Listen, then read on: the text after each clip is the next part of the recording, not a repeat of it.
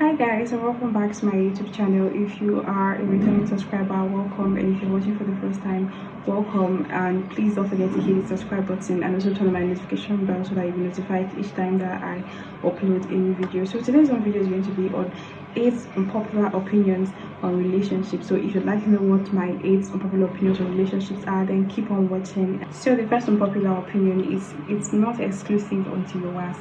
I've seen a lot of people, when they hear statements like this, they are like, but we are already romantically involved, why do I have to ask you to be my girlfriend? And then they're like, the girlfriend boyfriend thing is just a tag. And yes, I agree that it's a tag, but it's not just a tag.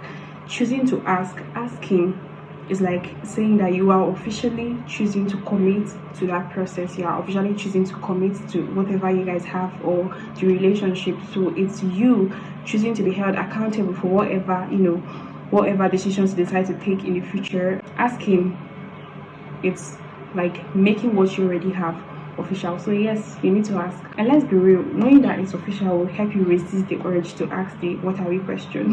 The second unpopular opinion is checking each other's text is bad. No matter whatever defense people try to use for this particular one, it's still very wrong to check your partner's phone. Like, everybody should have like a right to privacy, even in a relationship. And now even checking the phone means that you have a certain kind of distrust towards your partner and the relationship. Some people's defense is you have to check it so you know what you're getting into, you have to check it so that you know where you stand and all of that. Let me also add that checking your partner's phone in a relationship also leads to strain, misunderstandings, and insecurities in the relationship. And to be very honest, is hide and seek involved in checking your partner's phone? Is it not like stressful and tiring?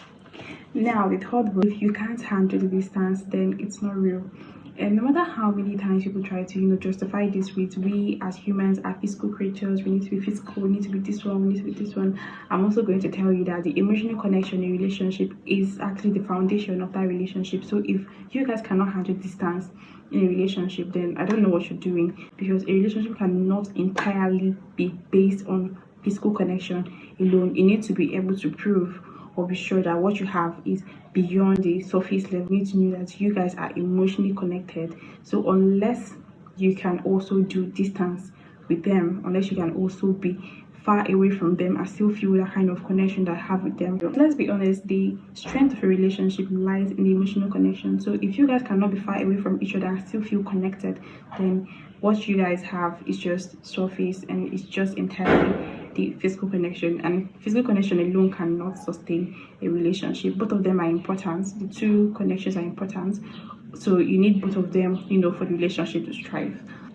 The fourth one is your partner is not responsible for your happiness. Yes, your partner is responsible for your happiness. Like, before you knew them, before they became your partner, were there not things that gave you joy and brought happiness to you? Like, did you not have a life before them? So why do you think your entire happiness is dependent on your partner? Like, I understand when there are fights and all of that, and you feel unhappy for the day and all of that. That one is totally understandable. But your entire happiness being tied down to your partner is not right in any way, shape, or form. So yes, your happiness should not be tied down to your partner. You should have a sense of self as an individual. Your partner should be one of the things that contribute to your happiness. Now the fifth one, going to bed mad is not all that bad. I've seen posts where people are like, if they go to bed mad at you, then they're not the one for you and all of that. And I'm like, see, the internet has really messed up our realities and the way we see things, because actually going to bed mad at your partner is better than saying really insensitive things that you cannot take back. Because one thing with words is that it gets stuck in our head, and even if you apologize for all of that, they are always going to remember that particular thing that you said. So when you go to bed with the anger, you think about the issue, you ponder on the issue, you collect your thoughts, and then you have a clearer judgment of that particular issue, and it helps you express yourself better or communicate what you were feeling better the next day. So instead of taking rash decisions and saying things that you don't mean in the heat of that moment, I'd advise that you sleep on it and talk about it the next day. So if a person that you are in a relationship with is mad at you or goes to bed mad at you, it should not be something that should get you upset and all of that, because it gives them time to ponder on the issue and come up with clear judgment. So yes, that's my piece. Now, my sixth unpopular opinion is not having the same political views with your partner is grounds for breakup. Yes, it's grounds for breakup.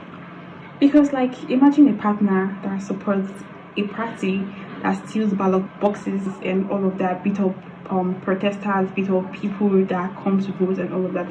How do you sleep at night knowing that your partner is a living disaster? Like, your partner is a walking disaster. How do you sleep at night knowing that your partner is one of the reasons that you're suffering? So you see, how do you wake up in the night and look over to the partner lying down on the bed and you're like, this person is the reason why I am suffering?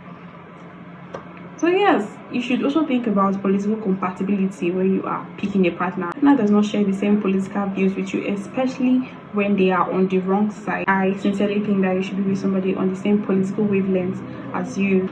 My seventh unpopular opinion is that dating to marry is not good. I know people are going to be like, so why are you now dating if you're not dating to marry? Chill, let me explain.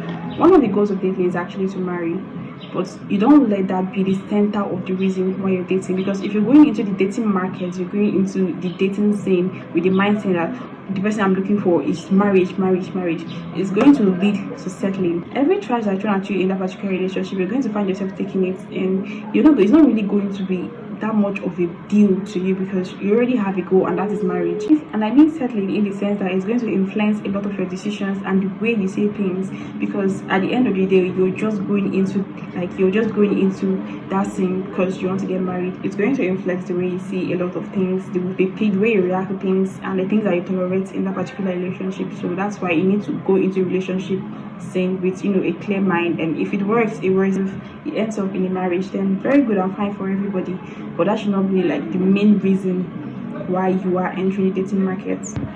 Now, the eighth and final one is that PDA is not gross. I don't know why people like this generation have a lot of wahala, let me not even lie. But they have like a lot of issues with couples being all lovey-dovey and cute and all of that, and I don't know why, because personally I find PDA really nice. I like seeing couples affectionate towards one another and all of that, so I don't really see the reason why people think PDA is gross. Me, I'm going to give them my blessing because I love that. I love to see couples happy and all of that.